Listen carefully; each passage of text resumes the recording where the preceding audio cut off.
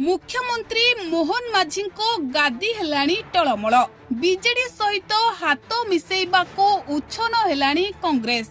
खूब शीघ्र राज्य रे घटिबाको जाउछि बड़ हलचल। राज्य राजनीति रे एबे एमिति चर्चा हेउछि जहा सुनिबा परे बीजेपी रो छाती धड़धड़ हेलाणी।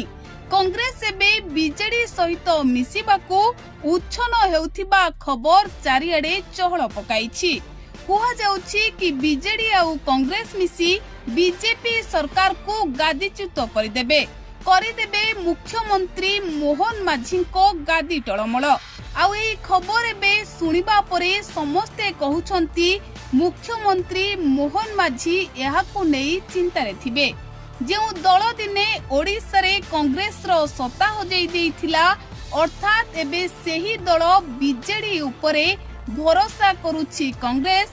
आउ बीजेडी रो हाथ धरी मोहन सरकार को हटाइबाकू कांग्रेस देइछि खोला आह्वान। तेबे दर्शक बंधु, गोटिए पटे एबे बीजेपी बैकफुट रे थिबा बेले एही समय रे कांग्रेस एबे बीजेडी सहित मिसिबाकू भारी उच्छन हेउछि। तेणु लोके कहउछंती आगको राज्य राजनीति रे होई पारे बड़ हलचल।